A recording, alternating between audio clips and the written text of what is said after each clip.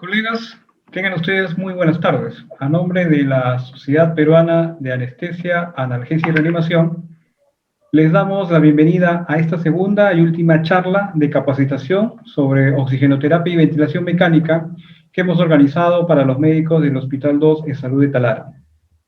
Agradecemos nuevamente la gentil invitación de este hospital para realizar esta actividad académica y les recordamos que estamos siempre dispuestos a colaborar con cualquier evento educativo que requieran y que esté obviamente en nuestras posibilidades de poder desarrollar. A continuación los dejo con el doctor Flores, jefe del Servicio de Medicina y coordinador de la unidad COVID, quien va a ser las veces de presentador y moderador de la reunión. Doctor Flores, el micro y la cámara son suyas. Adelante. Muchas gracias, doctor Freddy Espinosa.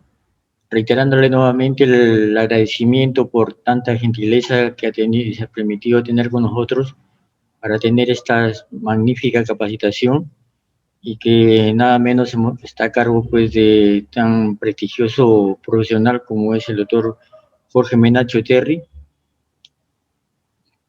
quien es médico anestesiólogo del Hospital Guillermo Almenara, también es jefe del centro quirúrgico de la clínica World Hope y tiene pues experiencia en pacientes UCI COVID y obviamente también en trasplantes. Asimismo, el doctor Jorge Menacho es profesor posgrado de anestesiología de la Universidad Cayetano Heredia y Ricardo Palma, y es también secretario general y académico de la Sociedad Peruana de Anestesia, Analgesia y Reanimación. Vayan pues nuevamente nuestro sincero agradecimiento tanto al doctor Freddy Espinosa como al doctor Jorge Menacho por haberse tomado este trabajo. Yo sé que sus quehaceres diarios son muchos y sin embargo han pues preferido tener este tiempo, se han tomado este tiempo para traernos tanta información, valiosa información en verdad para manejar a nuestros pacientes. La semana pasada fue una experiencia, una charla magnífica que realmente ha sido pues, muy beneficiosa para todos nosotros. Entonces, doctor Jorge Menacho, nuevamente le reitero el agradecimiento del doctor Ricardo Zúñiga, jefe, director del Hospital de Salud de Talara, y entonces ya sin más preámbulo lo dejo en el uso de la palabra, doctor Jorge Menacho. Bueno, doctor Flores, buenas tardes, muchas gracias por la presentación y por supuesto por la invitación. Es un gusto para mí poder estar aquí a través de la Sociedad Peruana de Anestesia, Analgesia y Reanimación y de su presidente, el doctor Freddy Espinosa, que tuvieron a bien invitarme para poder colaborar con estas charlas y poder de alguna forma ayudar en la mejora de la capacitación y de la atención, por consiguiente, de los pacientes COVID que ustedes están atendiendo en su hospital, el Hospital de Salud de Talara, ¿no? Muy bien, entonces vamos a continuar con lo que empezamos la semana pasada. Recordemos un poco, recapitulando lo que hicimos la semana pasada. La semana pasada empezamos con oxigenoterapia, las indicaciones, las formas de administrarla y también, por supuesto, los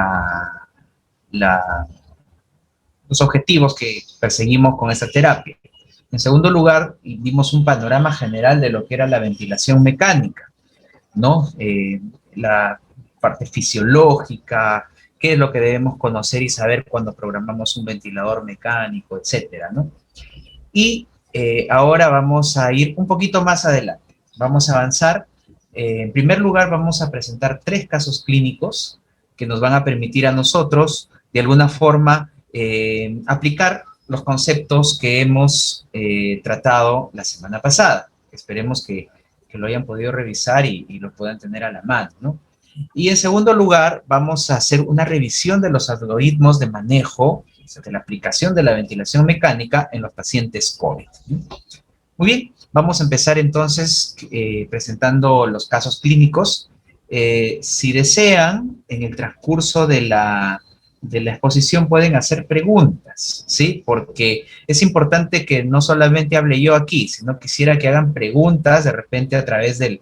Hay un icono ahí que dice preguntas y respuestas, y yo voy a poder saber cuáles son sus dudas, y de repente que no se pierdan en el transcurso de la exposición. ¿Ok? Bueno, vamos a empezar entonces. Me van a permitir compartir mi pantalla y vamos a empezar con los casos clínicos.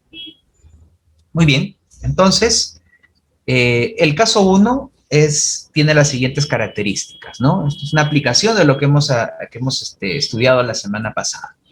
Bien, nos tratamos, y esta aplicación va a permitir, de alguna forma, precisar conceptos y precisar también ideas y situaciones que van a permitir interpretar mejor a un ventilador mecánico y los problemas que pudieran surgir de su uso, ¿no?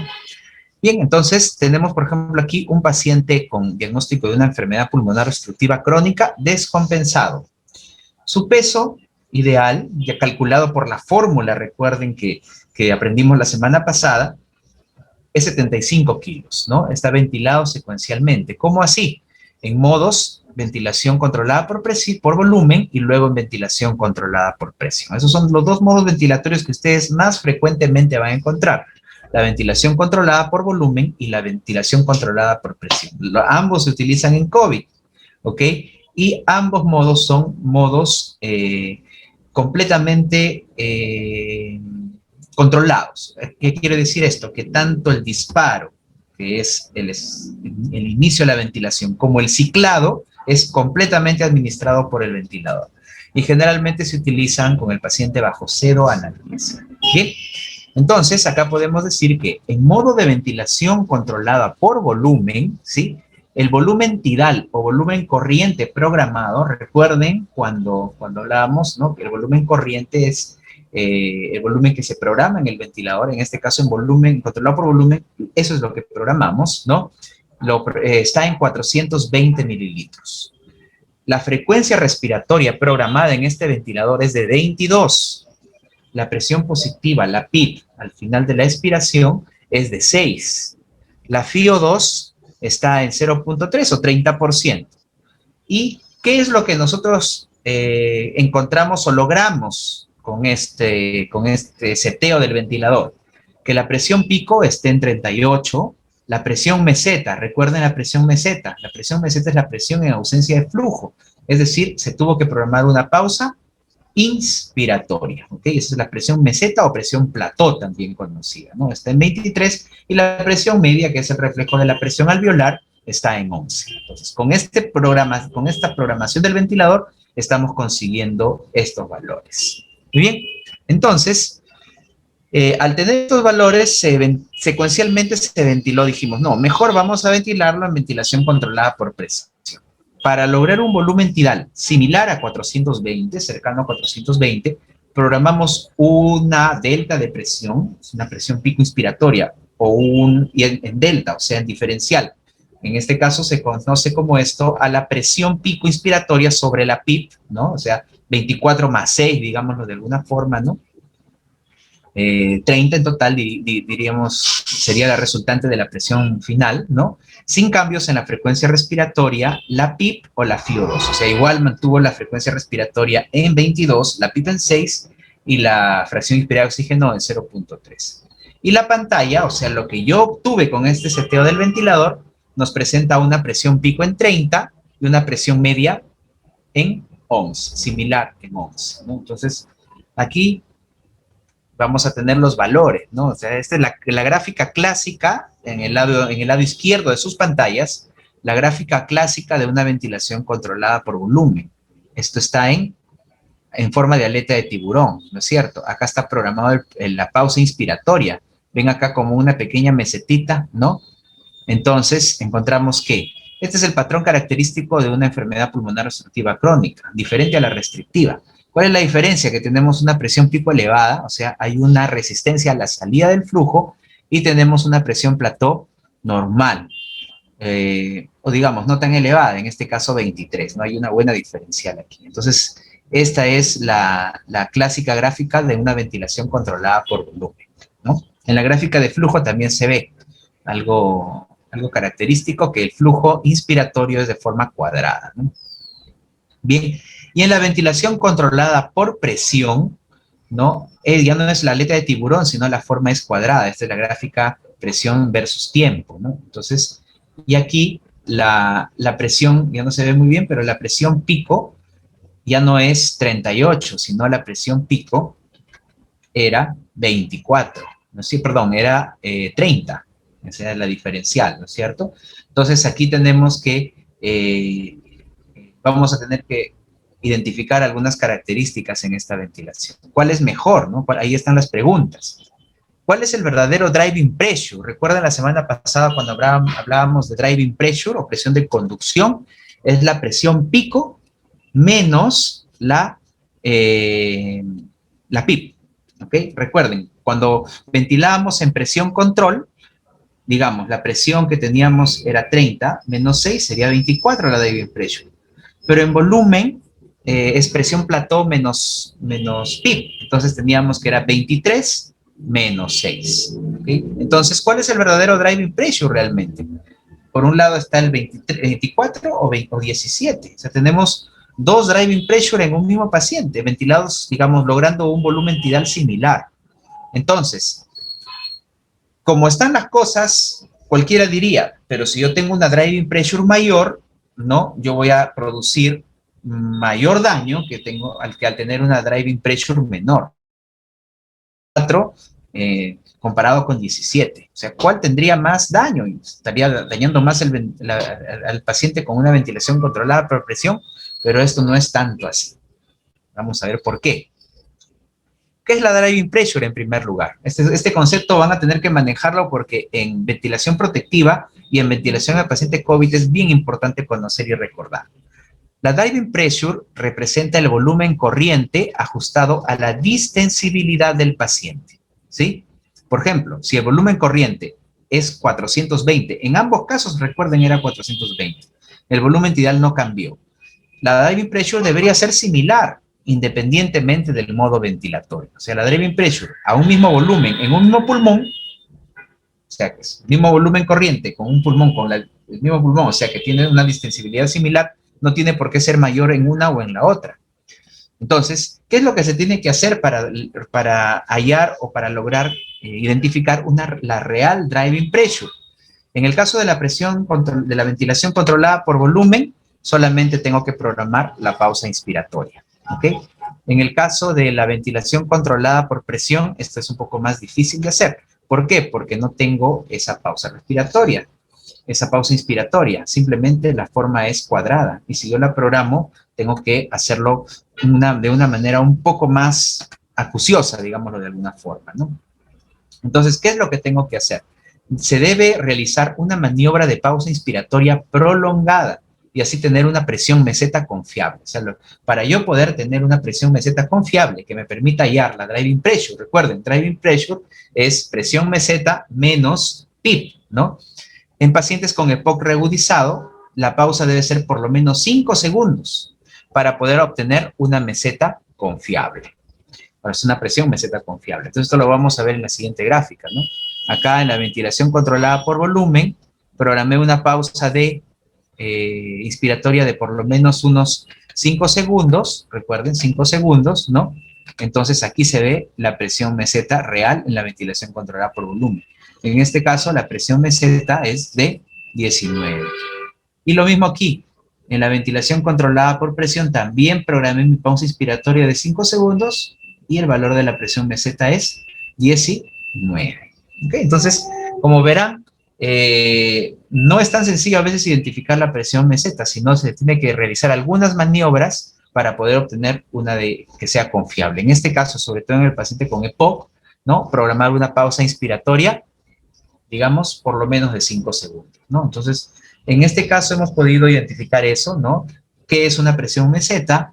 ¿Para qué sirve? ¿Qué es una driving pressure? ¿Y qué tan importante va a ser hallarla? ¿Por qué? Porque la driving pressure, ¿no? Es un patrón o una medición que nos va a permitir identificar protectividad, ¿no? La driving pressure menor de 15 es un pulmón, digamos, que está siendo protegido. Si es más de 15, es un marcador independiente de mortalidad. O sea, cuando nosotros setemos un ventilador, no solamente basta setear un volumen tidal o una presión sobre PIB, una frecuencia, una PIB y una FiO2. Eso es, digamos, lo básico, pero tenemos que ir un poquito más allá, monitorizar y identificar una variable, en este caso, la driving pressure, que nos va a permitir a nosotros darnos cuenta si estamos ventilando correctamente o si hay posibilidad de hacer daño al paciente con nuestra ventilación. Muy bien, vamos a pasar al caso 2. ¿Qué ocurre en el caso 2? En el caso 2 tenemos lo siguiente. Es un paciente varón de 23 años, previamente sano, que sufre un accidente de tránsito y tiene un traumatismo cerebral grave, requiriendo soporte ventilatorio y medidas generales de protección cerebral. Aumenta sus requerimientos de oxígeno, por lo que se controló con una radiografía y se evidencia una atelectasia retrocardíaca, muy difícil de identificar muchas veces. Pese a la escasa respuesta a las maniobras de reclutamiento, se le aplicó el protocolo Open Lung Ventilation o ventilación a pulmón abierto, lo que se llama, o en otros también conocido como la ventilación ultraprotectiva. Entonces, ¿cómo se caracteriza este Open Lung Approach o Open Lung Ventilation o ventilación a pulmón funcional o abierto, ¿no? Aquí en este protocolo, que va a ser muy útil también en COVID, lo vamos a ver después también, se utiliza una limitante de volumen corriente de 6 mililitros por kilo, de acuerdo a su peso ideal calculado con la fórmula que hemos aprendido la semana pasada, ¿no? Y con altos niveles de PIB. Esa es la característica de una ventilación Open Lung. ¿Y qué pasó con este paciente? A la mañana siguiente, al paciente se le encuentra profundamente sedado, porque obviamente no se estaba acoplando el ventilador, y bajo relajación muscular. O sea, no solamente lo durmieron, sino también lo relajaron. La FiO2 estaba en 80%, la PIB en 22% y la PAFI en 91%. O sea, estábamos realmente mal, ¿no? O sea, este es un paciente que está yendo realmente mal, ¿no? Entonces, ¿qué ocurrió? ¿Qué ocurrió aquí? Se controló una nueva radiografía que mostró una sobredistensión evidente del parénquima pulmonar. O sea, realmente estábamos ya produciendo daño, estábamos produciendo una injuria relacionada a la ventilación mecánica, ¿no?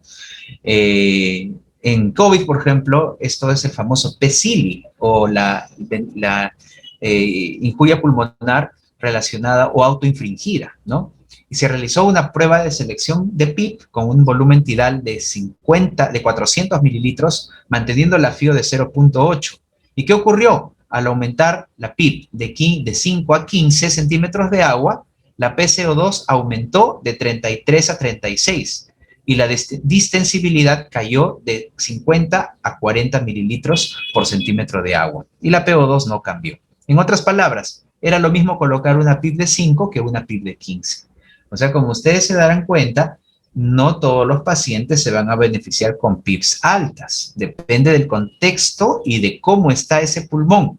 Por eso que es importante no irnos de frente a una ventilación Open Lung o ultraprotectiva, sino de repente, como está acá, el Open Lung, sino de repente optar por una selección de PIB, ¿okay? Y así ir aumentando progresivamente y detenernos cuando la distensibilidad empieza a caer, ¿no? Entonces, es la famosa búsqueda de la PIB ideal.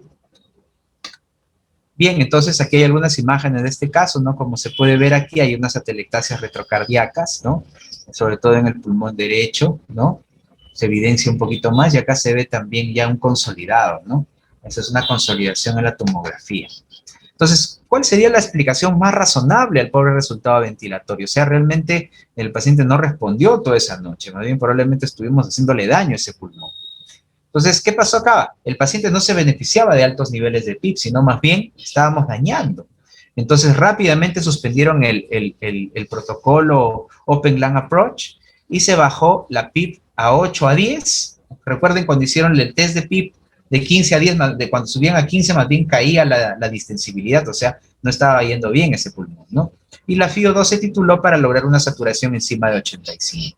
Se suspendieron los sedantes y los relajantes musculares y se favoreció el manejo postural. Se sentó al paciente y con esto se mejoró la posibilidad de que elimine secreciones y también se manejó el posible exceso de fluido, o sea, se mantuvo el paciente en balance negativo, ¿no?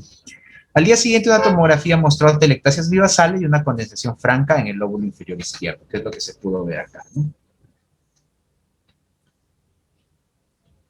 Entonces, la conclusión son atelectasias hiperperfundidas. Realmente es un diagnóstico complicado de realizar. Las imágenes de una atelectasia retrocardíaca nos puede llevar a ello, pero por otro lado, un exceso de volumen o una hipertensión arterial no controlada puede provocar que estas zonas del pulmón que no están siendo ventiladas porque hay una atelectasia, ¿ok?, estén recibiendo un flujo de sangre mayor al que deberían. Y por lo tanto, lo que ocasiona aquí es que se incrementa el shunt o el cortocircuito, ¿no? Entonces eso también hay que darnos cuenta. No todo es PIP, no todo es ventilación ultraprotectiva o open lung approach, ¿no? Aquí también hay que hacer diagnósticos diferenciales y qué importante es titular la PIP adecuada para nuestro paciente. Muy bien, y vamos con el último caso. Este es el caso 3. ¿Qué pasó aquí? Se recibió a una mujer de 18 años con antecedentes de asma bronquial hace 5 años, en tratamiento con salbutamol adicional, con salbutamol ocasional, perdón, y con se me apagó la cámara.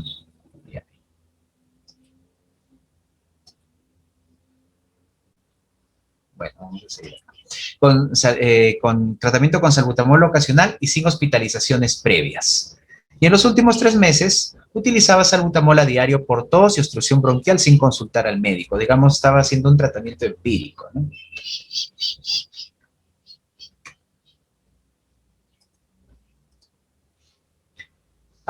Cuando le evalúan a la paciente en emergencia, encuentran a la paciente despierta, estaba polipneica, con 32 por minuto, una saturación en 90, aire ambiental, estaba taquicárdica, estaba con 110 de frecuencia cardíaca, estaba febril y con un murmullo pulmonar disminuido y algunas sibilancias aisladas. Cuando nosotros tenemos un paciente asmático que hace sibilancias, pero más aún, si no escuchamos ya el murmullo vesicular, realmente estamos preocupados, ¿no es cierto? Esta es una paciente que está con una crisis asmática muy severa, ¿no? Entonces, obviamente, al tener el antecedente, identificar esto en el examen clínico, realizan un set de nebulizaciones con broncodilatadores y administraron corticoides endovenosos y suplemento de oxígeno. A pesar de este tratamiento, la paciente persiste polipneica, está hasta 34 por minuto, por lo que se mantiene con un oxígeno, se le mantiene con oxígeno, se le sigue nebulizando y además de esto se administra como coadyuvante 2 ampollas de sulfato de magnesio. Después de 90 minutos se controlan los gases arteriales y al evidenciar estos gases y por su evolución, la paciente se le admite en la unidad de cuidados intensivos. Bien, ¿qué mostraron su GAGA? ¿Qué mostró sus gases arteriales? Que la PO2 estaba en 75, ¿no? Para una FiO2 de 30, o sea, la PAFI está en 250, digamos, es un compromiso oxigenatorio, sí, pero no es tan importante. El pH está en 7.30, pero el PCO2 está en 44. Yo les pregunto, ¿no? ¿Qué opinan ustedes de una paciente con 34 de frecuencia respiratoria, pero con una PCO2 de 44, entre comillas, aparentemente normal? Esto es ominoso, ¿no es cierto? ¿Por qué? Porque esto está dando muestra de una acidosis. Porque esta es una PCO2 falsamente normal, dado que para su polimia la paciente debería tener un CO2 bajo. Con 34 de frecuencia deberíamos tener un CO2 bajo, pero no es así, acá el CO2 está en 44. Hay un tema muy serio en relación a la capacidad de eliminar el CO2, ¿no? Un problema obstructivo importante en la vía respiratoria, ¿no? Entonces, en UCI pasa la paciente a UCI, se le indica nebulizaciones continuas y una nueva dosis de hidrocortisona. Ya presenta una polimia de 40 por minuto con respiración paradojal. Entonces, cuando tenemos un paciente con estas características, no está respondiendo al tratamiento. Entonces, deciden intubar y conectar a ventilación mecánica. Y aquí viene la pregunta, ¿no? ¿Cuál sería la estrategia ventilatoria en el caso? ¿No? Es una paciente con obstrucción importante de la vía, es un problema obstructivo, ¿no? Entonces, aquí obviamente va de la mano, y esto ya, la ventilación protectora es algo que vamos a utilizar mucho, por ejemplo, en nuestros pacientes COVID también. Entonces, la ventilación protectora debe tener un volumen cercano a 6 mililitros por kilo. La driving pressure, este es el otro marcador de la ventilación protectora, ¿no? La driving pressure debe ser menor a 15 y jamás mayor a 20, ¿ok? ¿Por qué? Porque esta driving pressure en 15, mayor de 15, ya es un marcador independiente de mortalidad de causas respiratorias. Nuestro manejo ventilatorio debe estar orientado a ser protectivos, ¿no? Para disminuir la apertura y el cierre del ciclo alveolar, ¿ok? Uno de los principales mecanismos de la injuria pulmonar inducida por el ventilador o el VIL, ¿no? Entonces, lo que tenemos que hacer aquí es que no debemos ni sobredistender al pulmón con volúmenes de densidades altos, ni tampoco debemos hacer que se colapse o que se cierre el alveolo. Debemos utilizar PIB, ¿ok? Entonces, y esta diferencial no debe ser mayor a 15, debe ser 15 o menos.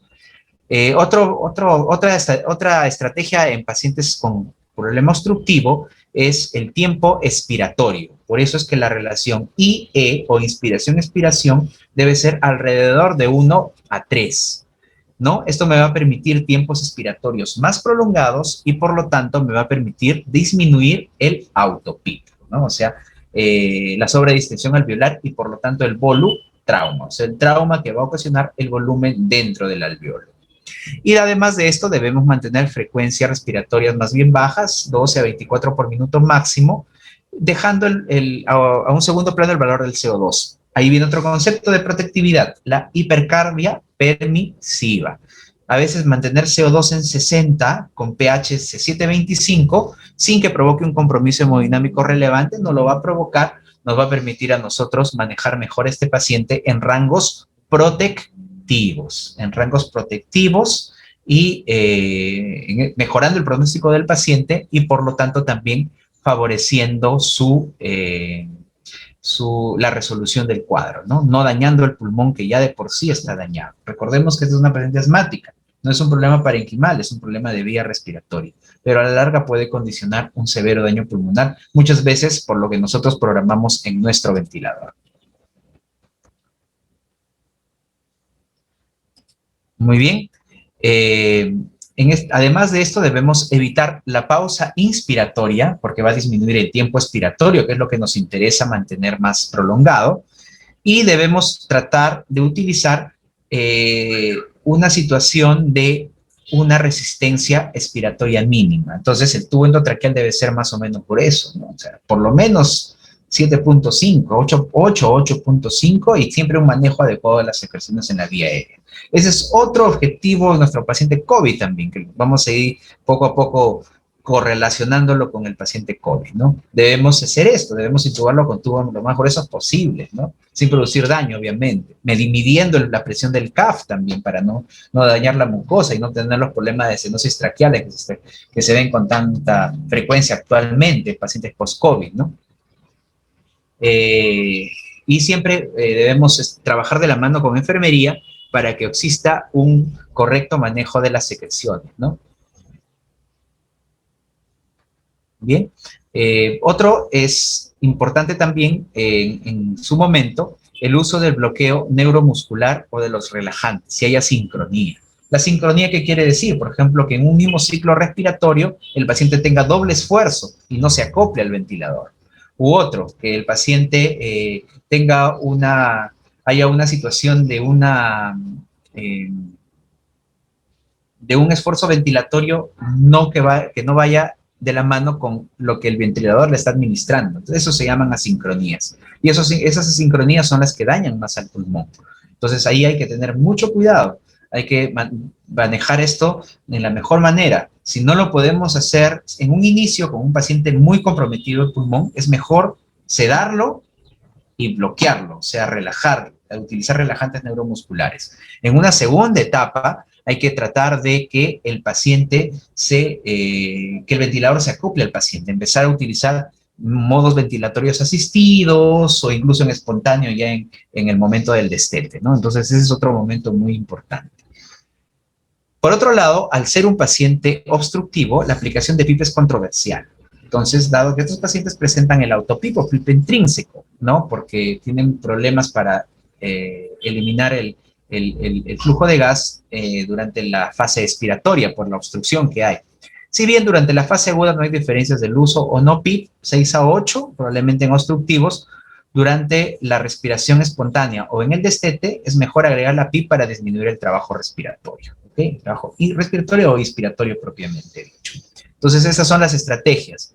En resumen, ventilación protectiva, 6 mililitros por kilo, un tubo de un calibre importante. Además de esto, podemos utilizar el tiempo expiratorio con una relación IE por lo menos de 1.3, hipercarbia permisiva con frecuencias respiratorias no tan altas y CO2 en a 60 o un pH 7.25 y valores de PIP no tan altos, 6 a 8. ¿No? Entonces, esas van a ser las estrategias para ventilar a este paciente. Muy bien, entonces, esos han sido los casos. Voy a dejar de compartir la pantalla. Quisiera ver si hay alguna pregunta en relación a esto que hemos tratado ya para entrar de llano al COVID. Ya, veo acá que hay una pregunta en el... Doctor Menacho, sí, en el chat de un caso clínico, doctor. ¿Qué opinión tendrá? Ya, a ver, vamos a revisarlo. Cámara. Vamos a revisar el caso clínico que nos plantea aquí participante. Acá dice lo siguiente, ¿no? Un paciente obeso infectado por COVID, neumonía COVID, ¿ok? Es el concepto de un paciente un paciente COVID obeso que se encuentra en ventilación mecánica. Está en RAS-4, ¿no? Ok, ahí no se olviden que es -4, ¿no? En modo controlado por volumen, ¿no? Con un TIDAL de 510, una presión pico de 31, una frecuencia respiratoria 25, una IE de 1 a 1, ¿no? PIB de 17, FIO 75, saturación 93. Ah, ya. Bueno, esa es una situación muy, muy particular, ¿no? En primer lugar, podemos decir que va a ser importante, vamos paso a paso, ¿no? O sea, va a ser importante que nosotros consigamos que consigamos una ventilación adecuada para el paciente. En primer lugar, aparentemente esos valores de PIP están bastante elevados, ¿no? Si es que el pulmón no lo amerita. Usualmente no debería meritar presiones tan altas. Depende también del fenotipo, que vamos a hablar después, ahora en COVID, ¿no? Quizás esta pregunta va para la siguiente etapa, pero adelantaremos algo, ¿no? Lo primero es calcular el peso ideal. El peso ideal es con la fórmula que comentamos la vez pasada, ¿no? Entonces, depende mucho de la estatura del paciente, ¿sí? O sea, el hecho de ser obeso y pese 120 kilos no va a ser un determinante para el volumen tidal que voy a programar en este paciente, ¿no? Sino tengo que calcular el peso ideal con la fórmula que hemos aprendido la semana pasada, ¿no? Yo creo que a través del doctor Flores vamos a pasarle las diapositivas para que ustedes puedan tenerlo a la mano, ¿no? Ya, Correcto. bien. La presión pico es de 31, ¿ok? La presión pico probablemente yo estimo que esa PIP fue programada así para buscar protectividad. Sin embargo, yo partiría por disminuir ese tidal más bien y irme hacia la ventilación protectiva, ¿no? Digamos que sea valores de 4 o 5 por kilo. Vamos a ver la mejor estrategia en las siguientes diapositivas, cuando presentemos ya los casos COVID, ¿no? Y probablemente este tidal sea menor, el que necesite sea menor. Entonces, la PIP, podría yo utilizar una prueba de PIP, buscar la PIP ideal, subiendo escalonadamente o irme a reclutar. Depende del estado del paciente, vamos a ver cómo se hace esto, o irme a reclutar y luego ir bajando progresivamente hasta encontrar una distensibilidad ideal. Ese es el momento en que hasta ahí yo debo disminuir la PIP, ¿no? Y después de conseguir eso, ir bajando la PIP para lograr un parámetro de saturación aceptable, ¿no? 93 es un valor aceptable, podría ser 92, 91, 93, son valores aceptables, ¿no? Entonces, quizás ahí digamos, como una foto, a mí me parecería la PIP demasiado elevada, por un lado, pero por otro lado, habría que ir poco a poco titulando a la PIP, porque quizás necesite valores menores, ¿no? Que me consigan, para conseguir conseguir estar en rangos de protectividad, ¿no? Entonces, quizás tal vez una PIB de 12, 14, quizás 10 de repente, ¿no? Un TIDAL quizás de 480, 450, ¿no? Recordemos que la frecuencia respiratoria también hay que cuidarla porque hay otra variable de protectividad que es el poder mecánico, mechanical power, ¿no? Entonces también ahí hay que cuidarlo eso, ¿no? Y la relación IE me va a permitir a mí quizás 1.1 o 1.1 a 1.5 estaría bien para este tipo de pacientes, ¿no? Entonces, si yo veo una PIB de 17 y una FIO de 75, definitivamente estoy fracasando en mi estrategia. Entonces, tengo que ir paso a paso, ¿no? Para poder conseguir valores mejores, ¿no? Si después de todo lo que hago ya no consigo estar en rangos de protectividad, quizás este pulmón ya sea un pulmón demasiado duro y el pronóstico ya no va a ser, definitivamente no va a ser bueno, ¿no? Entonces hay que ver también el estadio de la enfermedad, hay que ver las imágenes, una serie de cosas que en las exposiciones, en las diapositivas siguientes, vamos a poder, yo creo que ser un poquito más claros al respecto, ¿no? Muy bien, entonces, ¿hay alguna otra pregunta en relación a esta primera parte? Básicamente son conceptos, driving pressure, open lung approach, ¿no? PIP, curvas de presión, modos ventilatorios, ¿no? Estos casos clínicos han sido ilustrativos al respecto y después, ahora para luego ir a los casos COVID, ¿no? Los casos de ventilación mecánica en COVID. Bien, yo creo que no hay más preguntas en esta primera parte, bueno, las podemos dejar para el final también. Y vamos a ir a la segunda parte. Voy a permitir otra vez compartir pantalla. Y aquí vamos a hablar sobre el soporte ventilatorio en pacientes COVID-19. ¿Okay? Y aquí vamos a hacer una disquisición o un análisis de los algoritmos. Vamos a situarnos en las diferentes etapas o las diferentes formas de manejar según el contexto clínico del paciente COVID. Recuerden que no es una sola, el paciente puede responder de varias formas, pero digamos, se ha podido generalizar en dos fenotipos importantes y de esta forma poder plantear la estrategia inicial de la mejor manera y luego ir buscando quizás el destete según vaya mejorando sus parámetros. Muy bien, entonces vamos a empezar. Bien, este es el algoritmo de manejo de soporte ventilatorio en COVID-19.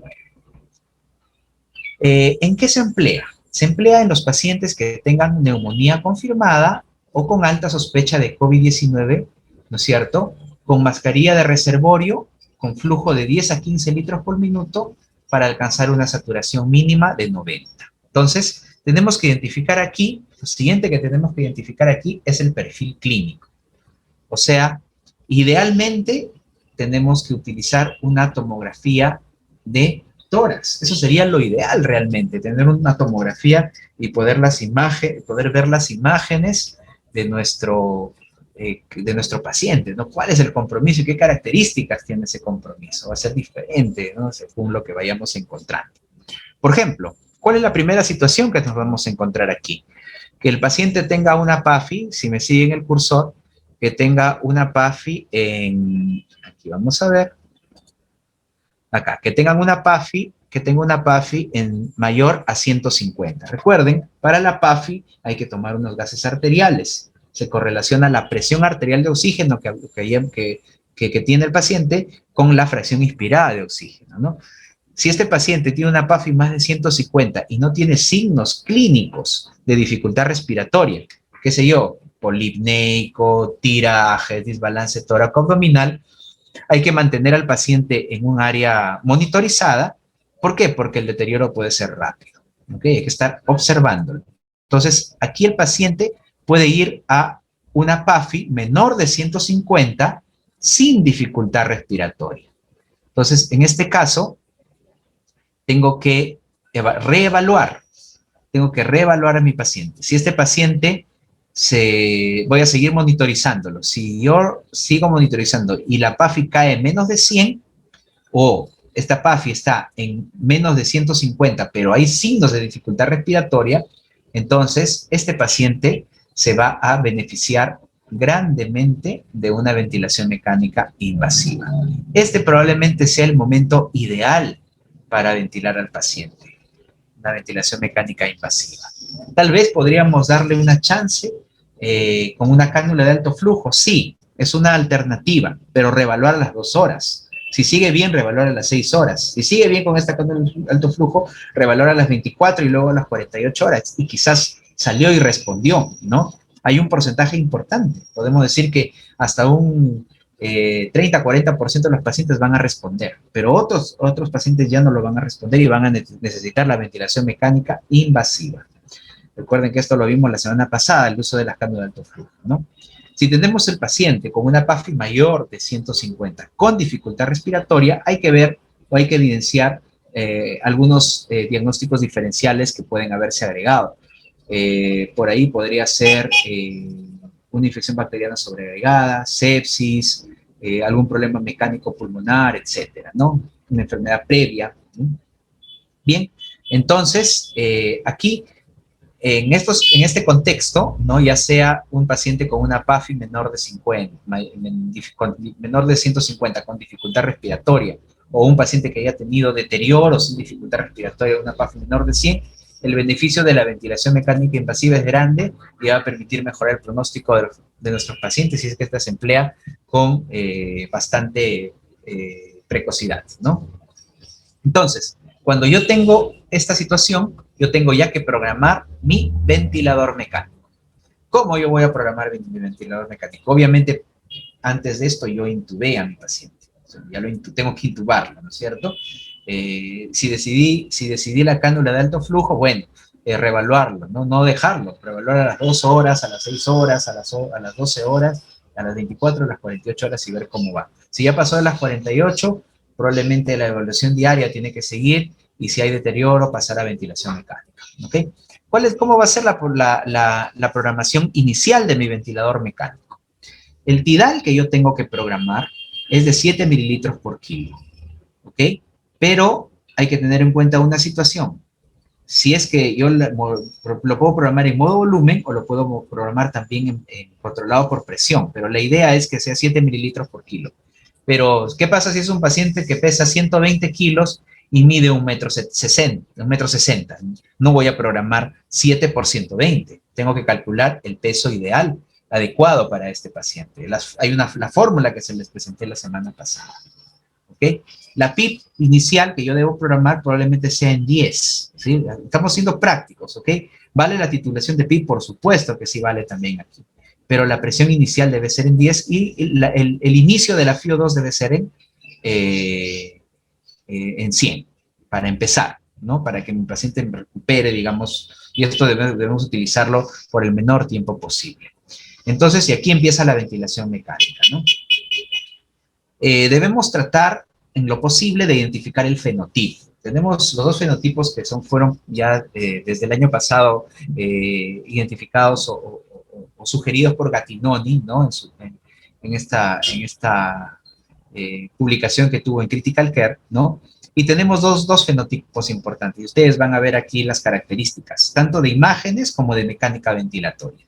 Entonces, las imágenes de un fenotipo L, que sería, digamos, el inicial, y lo ideal es agarrar y ventilar al paciente cuando está así, eso es lo ideal. Es un pulmón que todavía está distensible, tiene compliance mayores a 40 en hombres o a 35 en mujeres. En otras palabras, es un pulmón blando. Si nosotros agarramos al paciente, probablemente este es el caso que nos preguntó la doctora hace un momento, ¿no? Lo podemos tener al paciente también ahí, es un pulmón ya duro, con una distensibilidad menor a 40 mililitros por centímetro de agua en hombres o menor a 35 mililitros por centímetro de agua en mujeres. Este es un pulmón duro. Ven ya las áreas de condensación importantes que hay en la tomografía, ¿no? En cambio acá probablemente solamente sean áreas de un patrón intersticial, ¿no? Entonces ahí hay dos formas de ventilar. Un algoritmo L, digamos del fenotipo L, o un algoritmo H del fenotipo H.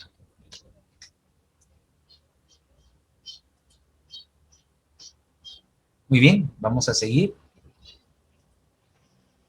Entonces, iremos primero al fenotipo H. Estamos hablando aquí del pulmón duro, ¿no es cierto? El fenotipo H. ¿Cómo es aquí? Entonces, aquí tenemos, vamos en en el algoritmo del fenotipo H. Tenemos el caso con sospechoso de COVID, ¿no? Con insuficiencia respiratoria, intubado en ventilación mecánica. Dijimos que hay que programar los parámetros iniciales del ventilador.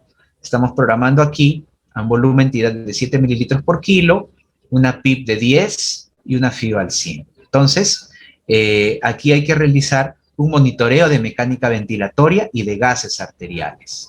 ¿Recuerdan las gráficas que vimos en los casos anteriores? Observemos nuestra gráfica, no solamente nuestra gráfica de presión-tiempo, flujo-tiempo y también la relación presión-volumen y flujo-volumen también. Entonces, allí voy a ver y me va a permitir a mí identificar cómo estoy ventilando, si la compliance es adecuada, si estoy sobredistendiendo de repente, ¿no? Entonces, bien importante va a ser ahí un monitoreo de la mecánica ventilatoria. Y también, por supuesto, de los gases arteriales, que me va a permitir identificar si hay acidosis respiratoria grave. ¿Cómo se define la acidosis respiratoria grave? Con pH menor a 7.15, ¿ok? Vamos a ir por el camino del sí, ¿ok? Si hay acidosis respiratoria grave. ¿Qué tenemos que hacer ahí? Tenemos que mantener un volumen tidal en 7 mililitros por kilo y hay que seguir el algoritmo del síndrome de estrés respiratorio agudo, ¿no? O del adulto. Para manejo de la acidosis respiratoria, para mantener un pH entre 7.3 y 7.45. ¿Cuál es el manejo ahí? Frecuencias respiratorias. Empezamos a jugar con la frecuencia respiratoria, empezamos a subir la PIP de repente por ahí, ¿no? Entonces, si logramos que el pH sea mayor de 7.15, probablemente aquí el paciente se beneficie. Si no lo logramos, el paciente se va a beneficiar a través del protocolo de síndrome de estrés respiratorio agudo, que incluye, como ya le decía, manejo de la frecuencia respiratoria, manejo de la PIP y también maniobras de reclutamiento. ¿Ok? Entonces, ¿qué pasa si mejoró luego de este reclutamiento, mejoró o no tiene un pH, una acidosis respiratoria grave? Entonces, ahí lo que podemos hacer es disminuir el volumen tidal. Lo ideal es disminuir el volumen tidal a 6 mililitros por kilo del peso predicho, ¿no es cierto? Del peso que nosotros obtuvimos con la fórmula, el peso predicho ideal, ¿no?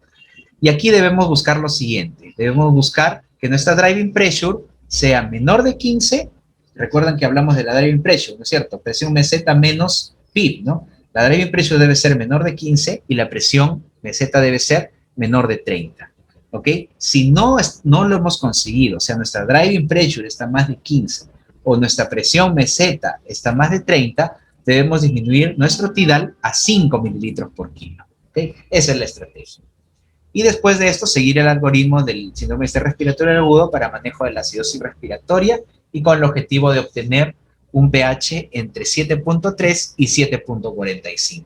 Y debemos tomar los controles de gases arteriales cada 8 a 12 horas. En cada turno, ¿no? Mañana, tarde y noche debemos tomar un control de gases arteriales, ¿no? Identificar que hayamos podido conseguir una buena, un buen tratamiento de la acidosis. Bien, entonces, una vez que hemos logrado manejar nuestro pH con nuestros tidales y hemos logrado parámetros de protectividad, ¿no es cierto? Una presión meseta menor de 30, una driving pressure menor de 15, entonces nosotros nos vamos a la identificación de la PAFI, ¿no? Entonces, si la PAFI, ¿qué pasa si la PAFI es mayor a 150? Entonces debemos mantener la PIP en 10, debemos disminuir nuestra fracción inspirada de oxígeno para conseguir, estaba en 100, recuerden, ¿no? Estaba para conseguir valores entre 90 y 94, ¿no? Y si durante las primeras 24 horas la PAFI cae, y no responde a nuestro manejo, debemos utilizar el Open Lung Approach o Open Lung Ventilation, que ya les mencionaba, ¿no? Ahí los valores de PICI son más altos. Entonces, igual, tomamos nuestros controles de gases arteriales y vamos a seguir haciendo el seguimiento de nuestros pacientes. Pero, ¿qué pasa si nuestra PAFI ya no está más de 150? Vamos a ir al algoritmo A. Igual, si después de las 12 horas nuestra PAFI sigue manteniéndose está mayor o igual de 150, ¿no es cierto? Si es así, podemos ir disminuyendo la PIP disminuyendo de 2 en 2 cada 24 horas, ya planificando un destete, porque estaba respondiendo a nuestros valores, ¿no? Y identificando que nuestra PAFI se mantenga mayor a 150. Entonces, esa es la estrategia. Y vamos a ver también qué sucede cuando no es así.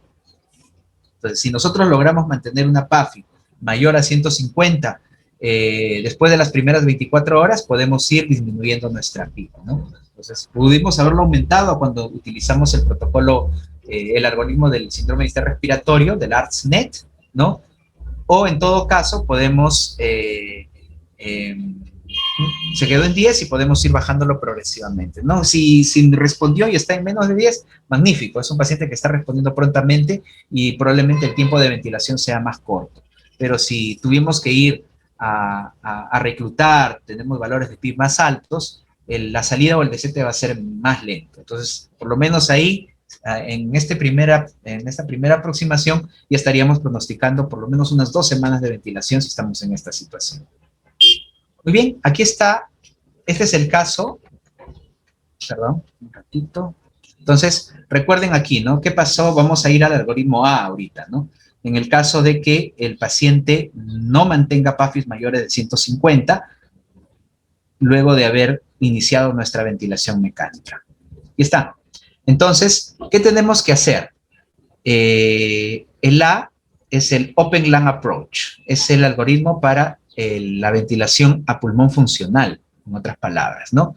Entonces, o pulmón abierto, si queremos ser literales en la traducción. Entonces, aquí lo que tenemos que hacer es un buen análisis de nuestra mecánica ventilatoria, cómo está interaccionando el flujo, el volumen, la presión en relación al tiempo y entre estas, ¿no? Y luego de esto poder o proceder a las maniobras de reclutamiento. Entonces, ahí vienen las maniobras de reclutamiento.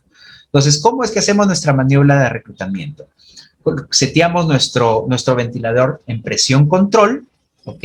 Mandatorio continuo, con una presión, un set point, una presión soporte, o sea, que seteamos una presión soporte en 30 y una PIP en 20. Ojo que esto no es para ventilar, esto es solamente esa es una maniobra de reclutamiento. La frecuencia respiratoria debe estar en 10 por minuto, la relación IE en 1:1, y el tiempo de duración de este seteo de reclutamiento alveolar debe ser máximo 2 minutos, ¿ok? Máximo 2 minutos. Entonces, luego de haber hecho esto, luego de reclutar, ojo que este reclutamiento es cuando nuestra PAFI está en menos de 150 y no ha respondido nuestro manejo inicial en ventilador mecánico, debemos realizar otra vez una mecánica ventilatoria. Bien, entonces, ¿qué resultados podemos tener aquí luego de estas maniobras de reclutamiento? Podemos tener un incremento de la distensibilidad estática o de la compliance estática mayor de 2, ¿ok? O un incremento de la saturación en 2 puntos. O sea, esas dos situaciones podemos tener. Que aumentó la compliance pulmonar, 2, o realmente aumentó la saturación de oxígeno en 2. Bien, entonces, si esto fuera así, podemos repetir la maniobra de reclutamiento y vamos titulando la PIP de forma descendente, desde 20 hacia abajo, ¿ok?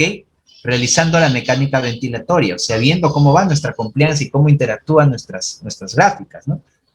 Podemos ir disminuyendo la PIP de 2 centímetros cada 2 minutos. Después de cada disminución de la PIP, tenemos que otra vez analizar nuestra mecánica ventilatoria y ¿en qué valor de PIP nos vamos a quedar? Recuerden la pregunta que nos hizo la doctora al terminar la primera parte de la charla, ¿no? Nos vamos a quedar con la PIP que produzca una mejor mecánica ventilatoria, o sea que la curva de presión-volumen no esté tan inclinada, ¿ok? O en todo caso que nuestra compliance sea mayor. Esa es la PIP con la cual nos vamos a quedar. No es que sea una receta de cocina de que yo pongo así para que oxigene mejor, no. No solamente ahí es importante la oxigenación, sino la mecánica ventilatoria, ¿ok?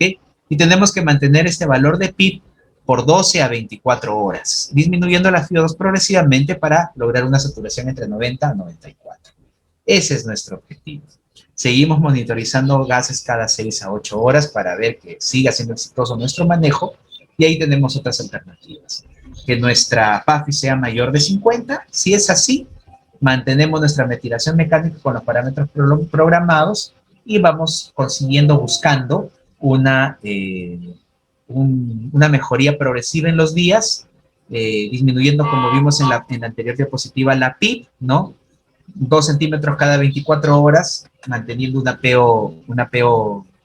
PAFI mayor de 150. ¿Ok? Entonces, ahí, si es que lo logramos mantener así, en el tiempo, día a día, tenemos que ir monitorizando a nuestro paciente, tratamos de ir disminuyendo la PIB conforme vaya respondiendo al tratamiento, al antiinflamatorio, a la anticoagulación, etcétera, que va de la mano con esto, ¿no? O simplemente que siga la evolución en la neumonía COVID, ¿no?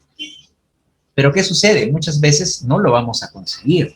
Después de 12 horas, de 8 a 12, 24 horas que hemos ventilado, y nuestra PAFI ya no está más de 150. O en todo caso, luego de reclutar, nuestra distensibilidad no ha mejorado ni 2 mililitros por centímetro de agua, ni nuestra saturación ha aumentado. Entonces, este paciente no ha respondido. Entonces, vamos ya al B, al algoritmo B, que es el mismo que cuando no conseguimos una PAFI mayor a 150. ¿Cuál es el algoritmo B? El algoritmo B es el algoritmo de la pronación. Ese es el momento de pronar. O sea, no todos los pacientes se van a pronar. El paciente, muchos de ellos sí. Es más, digamos que un gran porcentaje de los pacientes con neumonía COVID se van a tener que pronar. Básicamente es el paciente refractario que no haya respondido. Un paciente de pronación es un paciente que está con una insuficiencia respiratoria refractaria, que no ha respondido ni a nuestro algoritmo inicial de manejo, ¿no es cierto? O sea, la ventilación mecánica convencional, ni a las maniobras de reclutamiento. Entonces, al no haber mejorado la distensibilidad, no haber mejorado la saturación, la PAFI se mantiene por debajo de 150, yo me tengo que ir a la pronación. O sea, esto ya es la ventilación en posición prona. Es un método de ventilación no convencional. Ojo, eso ya está establecido hace mucho tiempo. Bien, para empezar, ¿cuáles son las contraindicaciones absolutas para una ventilación en posición prona? Tenemos, por ejemplo, la hipertensión intracraneal, que hay hemoptisis masiva, que este paciente haya sido sometido a esternotomía o cirugía traqueal en los últimos 15 días, previos a la cirugía, si ha tenido un trauma facial o cervical grave los 15 días previos, que haya tenido trombosis venosa profunda no tratada o tratada en los últimos 2 días, que se le haya colocado un marcapaso 2 días antes, que tenga columna inestable, que tenga fractura de fémur, fractura de pelvis o una presión arterial media menor de 65.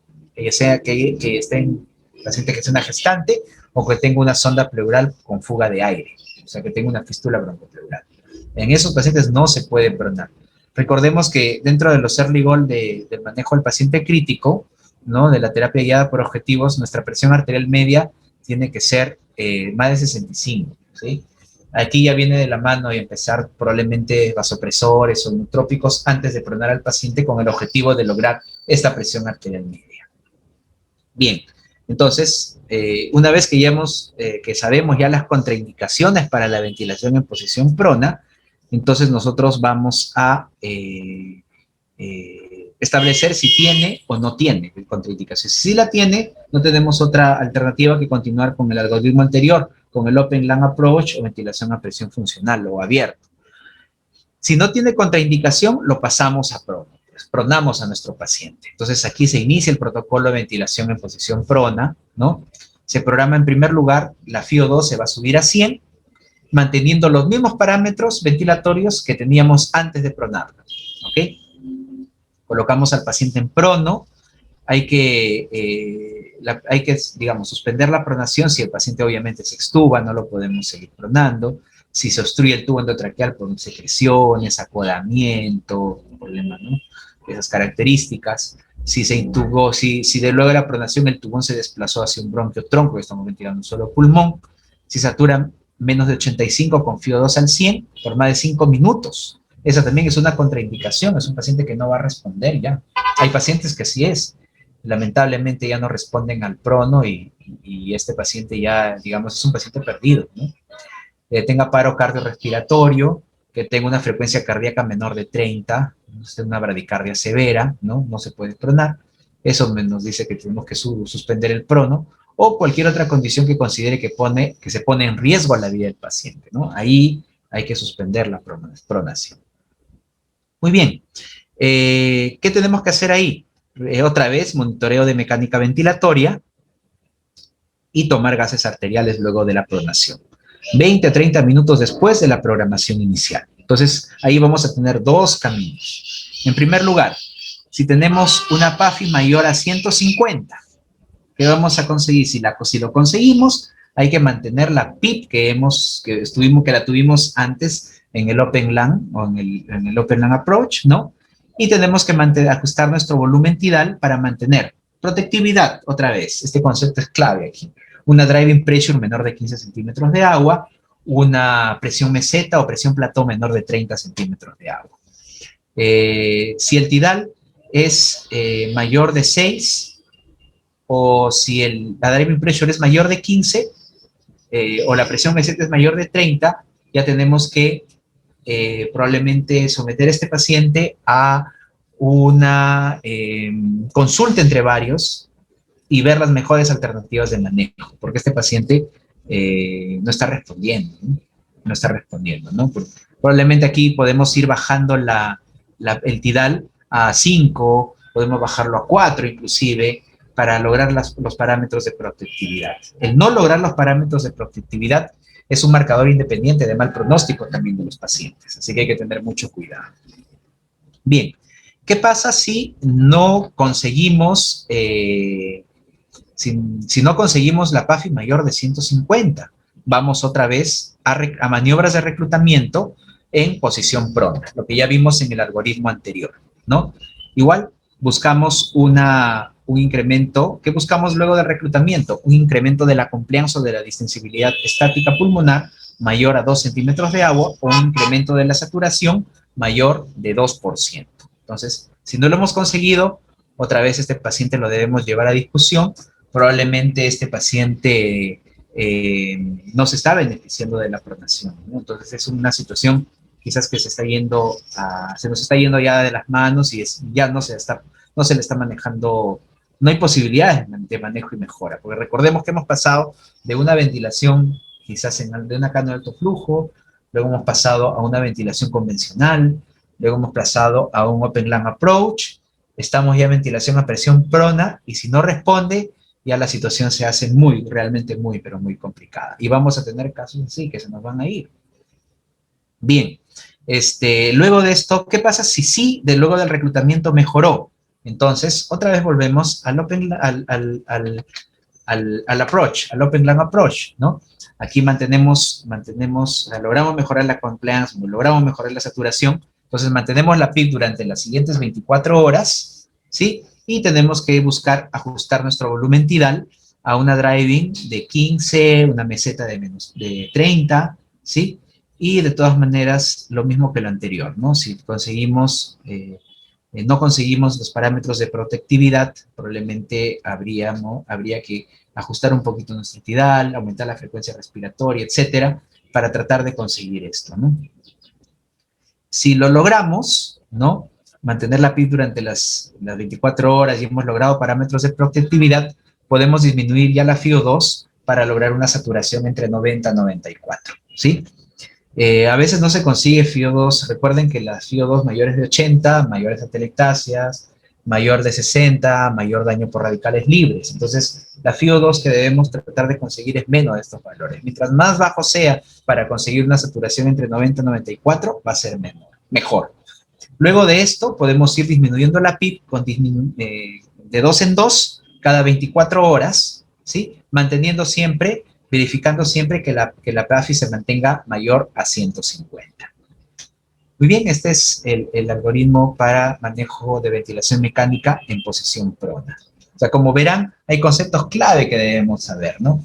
El que responde, el que no responde. Si no responde, nos tenemos que ir primero hacia el Open LAN Approach o ventilación protectiva, luego hacia la ventilación en posición prona, y luego ir titulando la PIP, primero la FiO2 y luego la PIP para buscar un destete, ¿no? Poco a poco y progresivo.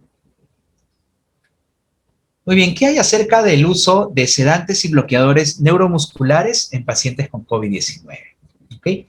Primero, nosotros podemos tener dos escenarios diferentes. Hay que evaluar al paciente y determinar a qué escenario corresponde. Por ejemplo, podemos tener un paciente que está haciendo probablemente un fenotipo L, ¿no? Que llegó a la ventilación mecánica por X motivos, ¿no? Entonces aquí la PAFI está mayor de 150 y está en una PIP de 10, que es una PIP probablemente ya próxima al destete, ¿no? ¿Qué debemos hacer en este paciente? ¿Qué debemos hacer con la sedación en estos pacientes?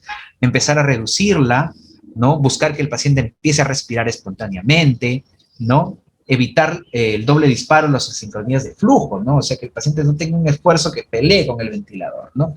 Entonces, ¿qué podemos dar aquí? Podemos dar midazolam o propofol, ¿no? Si hay asincronías, agregarle midazolam más, o propofol. Si hay asincronías, podemos empezar a combinar ambos, ¿no? Y si necesitamos, si no responde a esto y continúa la sincronía, recuerden que las asincronías pueden generar daño pulmonar, ¿no? Entonces hay que utilizar relajantes neuromusculares. Si el paciente está en Open Lung Approach o está en ventilación mecánica en posición prona, tenemos también que reducir al mínimo los esfuerzos espontáneos, el doble disparo y las asincronías de flujo. Lo mismo, utilizar midazolam o propofol, midazolam y propofol si no responde, y agregarle relajantes neuromusculares si así fuera necesario. Y en estos pacientes probablemente se beneficien más de una relajación neuromuscular profunda durante las primeras fases de nuestro tratamiento. O sea, si el paciente está empezando la ventilación mecánica, está con parámetros altos del ventilador mecánico, ya sea en Open Lung Approach o ya sea en ventilación a posición prona, este paciente definitivamente tiene que estar sedado y relajado. Luego de eso, ir quitando primero la relajación y luego progresivamente la sedación. Y ahí viene otro problema, que es el delirio. Entonces tenemos que manejar ya, cuando sale el paciente de la sedación, una de las causas de fracaso de destete y de extubación por consiguiente es el delirio post ventilación mecánica, post sedación. Entonces ahí hay otras drogas que debemos empezar a manejar. Probablemente algunas antipsicóticos como el operidol o quetiapina, o un alfa-2 agonista como la dexmedetomidina, ¿no? Entonces el paciente en el destete, ese debería ser nuestro esquema. Ir retirando progresivamente la sedación y la relajación, y iniciar otro tipo de drogas, antipsicóticos para evitar el delirio, y también alfa-2 agonistas, ¿no? Como la dexmedetomidina o Présedes, ¿no? Muy bien. Y este es el caso de que tuviéramos que ventilar un paciente con fenotipo L. ¿Cómo vamos a ventilar un paciente con fenotipo L? Ese es el pulmón blando. ¿Recuerdan? Fenotipo H, pulmón duro, fenotipo L, pulmón blando. Entonces, tenemos que ventilar inicialmente al paciente, obviamente con el peso predicho, 8 mililitros por kilo, con una PIP de 10 y una FiO2 de 50. FiO2 de 100, perdón. Si la PAFI está más de 150, podemos mantener la FiO2, disminuir la FiO2, perdón, para mantener una saturación entre 92 a 94, manteniendo la PIP en 10. ¿Qué pasa si la FiO2, si la PAFI está menos de 150? Entonces ahí el paciente se beneficia de pronarlo, ¿ok? Precozmente pronarlo. Hay que tomar gases arteriales siempre controles progresivos cada 8 a 12 horas, ¿no? Entonces ahí sí lo podemos pronar en este fenotipo L, ¿no? Manteniendo el volumen tidal en 8, la PIP en 100 y la FiO2, la PIP en 10 y la FiO2 en 100, ¿no? Evaluamos ahí los parámetros de protectividad que hemos aprendido. Una presión meseta de menor a 30 y una driving pressure menor a 15. Si es que tenemos esto, mantenemos nuestra ventilación y continuamos monitorizando la presión meseta y la driving pressure.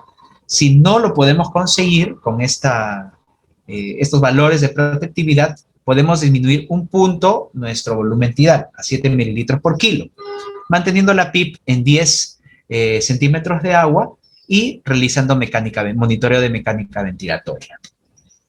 Bien, entonces ahí tenemos también las alternativas, ¿no? Por ejemplo, nuestra presión plató o meseta está en menos de 30 y nuestra driving pressure menor de 15. Si es así, continuamos con nuestra ventilación a 7 mililitros por kilo, siempre monitorizando la presión meseta y la driving pressure.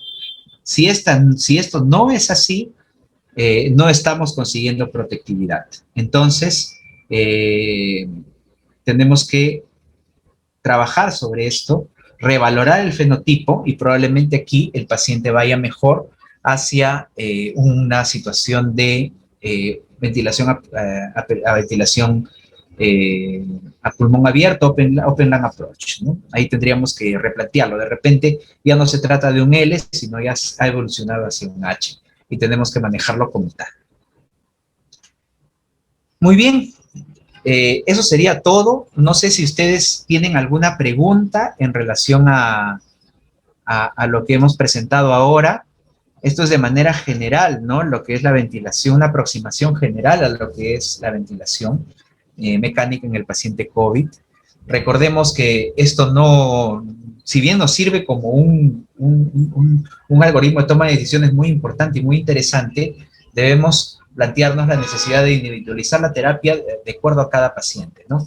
La situación del paciente obeso, que son muchos de los pacientes obesos, sobre todo antes se veían muchos más pacientes obesos, ahora no sé por qué ya no se ven pacientes eutróficos, ¿no? Pero también es una situación, hay que calcular el peso y es más difícil ventilarlos también, ¿no? El peso predicho, ¿no? Bien, creo que he visto algunas preguntas, ¿no? Justamente la doctora nos pregunta lo siguiente, la doctora Nora Chávez nos pregunta lo siguiente, ¿no? Acá dice, ¿no? Un paciente obeso, 140 kilos, 1,89 m, es un obeso, ¿no? Actualmente está con PIB sumamente elevado, con 6 días con ese PIB y aún no bajan los parámetros. El paciente se encuentra en UCI de la ciudad de Piura, en oligoanuria debe ser. Está con diálisis, lo que pasa es que este paciente realmente crea creatinina en 9 y la PAFI está en 210 y el potasio 5,4, está con mero y vancomicina. Bueno, realmente esta es una situación que no queremos que llegue nunca a nuestros pacientes. Lo que sucede aquí es un paciente que está ya en un DOMS, ¿no? Está en una disfunción orgánica múltiple. Probablemente las estrategias ventilatorias, yo entiendo que una PIB sumamente elevada, ¿no? Una PIB no tengo el valor exacto acá, pero con esos valores de PIB estamos en una situación extrema realmente, ¿no? Este paciente quizás sea un pulmón ya bastante duro, bastante dañado, que es imposible o difícil bajar la PIB. ¿Por qué? Porque se deterioran rápidamente los valores de oxigenación. Entonces, hay que esperar. Probablemente hay que valorar los ciclos de pronación, hay que ver si respondió al primer ciclo de pronación. Si no respondió al primer ciclo de pronación, probablemente se beneficie de un segundo ciclo de pronación, ¿no? Entonces, esa podría ser una estrategia en este caso, ¿no?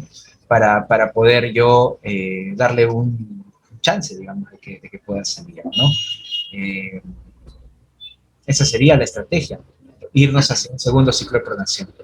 Y la segunda pregunta que veo aquí es, en relación a ventilación mecánica no invasiva por CAF, por cánula de alto flujo, el parámetro para saber si tendremos éxito o fracaso es el IRROS, claro que sí. Se evalúa en las primeras 6, 12, 24 horas, claro que sí, ¿no? Esto nos va a permitir a nosotros, eso lo hablamos la semana pasada, si lo recuerdan, el índice ROX, ¿no? Que correlaciona la frecuencia respiratoria con la FiO2, ¿no? Y la saturación, me va a permitir a mí identificar si el paciente responde o no, ha respondido o no, o está respondiendo o no a la cánula de alto flujo, ¿no? Entonces, si tenemos valores menores de 3.2, definitivamente este paciente tiene que ir a ventilación mecánica, ¿no? Y algunos van más allá.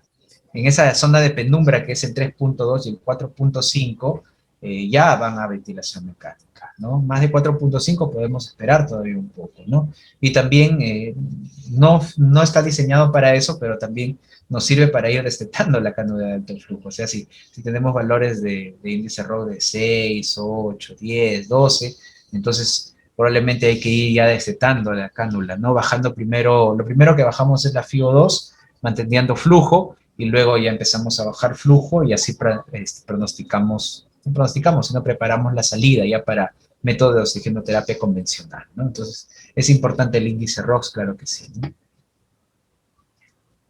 Doctor Menacho, disculpe la pregunta. En verdad, casi cuando, bueno, yo me formé, en realidad había bastante reticencia a hacer este manejo ventilatorio con PIP altos, porque se sobreentiende de que con PIB altos, bueno, va a haber teóricamente una sobredistensión alveolar y por lo tanto, pues, puede afectar la precarga y el volumen sistólico puede disminuirse también, ¿no? Entonces, la pregunta concreta, doctor Menacho, sería, ¿cómo afectaría el PIB, digamos, al medio o al estado hemodinámico del paciente? Por ejemplo, en el caso que plantea la doctora Nora Chávez, claro, tenemos un PIB demasiado alto, pero tenemos un paciente en shock. Sí, bueno, eso es... Eso le merece, doctor. Sí, sí, efectivamente, doctor. Definitivamente la ventilación con PIBs alto tiene una repercusión hemodinámica, eso está demostrado, ¿no? No recuerdo, creo que tengo yo una clase sobre esto que fue orientado a ventilación mecánica en el paciente que es sometido a cirugía cardíaca, donde mayores problemas podemos tener, ya que estos pacientes son bastante lábiles, ¿no? De alguna forma, si lo queremos decir, el paciente cardíaco tiene mayor sensibilidad a al daño respiratorio, ¿no es cierto? Al compromiso hemodinámico relacionado a la PIB alta, ¿no? O sea, la PIB alta definitivamente no solamente repercute sobre el llenado de las cavidades derechas. Recordemos, eso ya es, digamos, es lo conocido, ¿no? Si nosotros tenemos un paciente que estamos ventilando con PIBs muy elevadas, definitivamente el retorno venoso por aumento de la presión intratorácica, ¿okay? Va a ser menor. Para empezar, las cavidades derechas se pueden hasta colapsar si no mantenemos un correcto estado de volemia. Pero no solamente eso, sino las PIBs elevadas definitivamente van a influir también en el volumen inyectado del corazón izquierdo. O sea, podemos ocasionar o podemos tener un paciente que rápidamente va a caer en una falla cardíaca, ¿ok? Sobre todo si tiene ya un daño previo. ¿Cómo lo compensamos esto? Podemos compensarlo efectivamente con un estado de volemia correcto, ¿no? En primer lugar, por otro lado, con medicamentos inotrópicos. Para eso usamos, por ejemplo, la saturación venosa central, que está en nuestra terapia guiada por objetivos, ¿no? Pero por otro lado, la PIB alta debe usarse cuando realmente sea necesario, ¿no? O sea, si nosotros tratamos de mantener oxigenación con PIB, quizás estemos fracasando, si es que no hemos utilizado un correcto acercamiento en relación a mecánica ventilatoria en la búsqueda de una PIB ideal, ¿no? La PIB ideal, o sea, esa PIB que no nos disminuya más la distensibilidad, y en contraparte nos la puede hacer caer inclusive más, ¿no? Eso es. Y por otro lado, tenemos que titularla adecuadamente. O sea, si bien el Open Lung Approach trabaja con presiones, con PIBs altas, pero estas no deben ser demasiado altas que provoquen daño hemodinámico, compromiso hemodinámico que tengamos que compensar, y sobre todo que no nos produzca mayor deterioro de la mecánica ventilatoria. A veces empezamos a subir la PIB, como vieron en el segundo caso de las atelectasias hiperperfundidas, ¿no? Donde empezaron a subir la PIB y al contrario, no mejoraba la oxigenación, sino el paciente seguía súper mal. Y más bien lo que se benefició ahí era de una ventilación con una titulación de PIB en primer lugar, y al final el paciente se quedó con 10 a 12 de PIB, que son valores bastante buenos, ¿no? Entonces, efectivamente, eso es una muy buena acotación, ¿no? O sea, no debemos dar la PIB, no debemos utilizar solamente la PIB como la única herramienta que nos permita mejorar la oxigenación, sino debemos esto llevarlo de la mano con una correcta monitoreo de mecánica ventilatoria en primer lugar, una correcta titulación de la PIB y por otro lado situarnos bien en el contexto de cada paciente, ¿no? Y sus necesidades. El obeso realmente sí necesita bastante PIB, pero también tiene que usarse la PIB de manera correcta, ¿no? Y adecuada. Gracias, doctor. ¿Sí? No sé si hay alguna otra pregunta. Espero no haberlos cansado. Por supuesto que con mucho gusto yo voy a compartir estas exposiciones, estos algoritmos. Les agradezco mucho. Acá la doctora Nora Chávez nos agradece. Gracias, nos vimos ustedes por escucharme. Espero haber contribuido, que sea con lo poco que podamos llevarles en estas pocas horas, ¿no? En la mejora de los manejos. Vamos a compartir todo lo que tenemos con el doctor Flores, ¿no?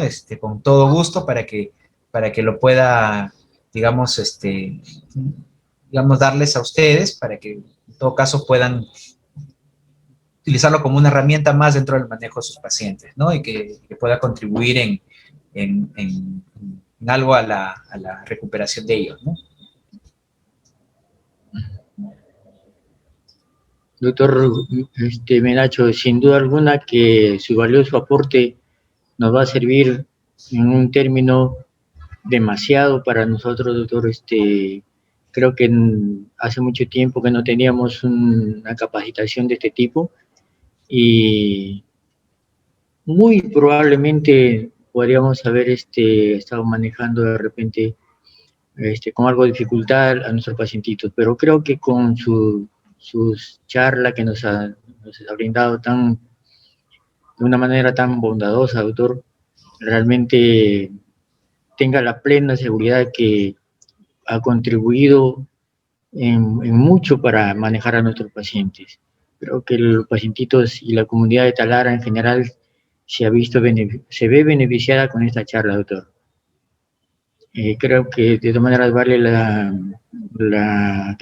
acotación de que el doctor Ricardo Zúñiga, hijo director de nuestro hospital, bueno, pues también le hace llegar su agradecimiento, doctor.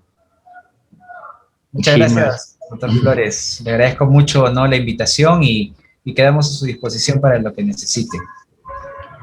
Ya, maestro, creo que por parte de nosotros del hospital siempre lo vamos a molestar. Usted ha demostrado ser un profesional, digamos, que conoce mucho el tema, está bastante actualizado y obviamente está en el trabajo diario y eso es lo que uno a veces busca, la experiencia de alguien que lo trabaje, no solamente es teoría nada más, ¿no?, sino que es que lo viva en la práctica, y esa experiencia usted nos ha sabido hacer llegar a nosotros.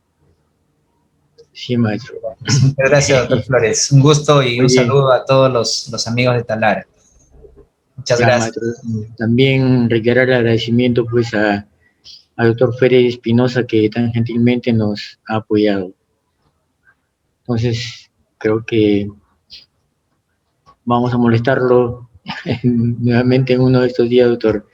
Muy bien. Ya, maestro. Bueno, un gusto entonces, hasta pronto. Muchas gracias. Doctor. A usted las gracias.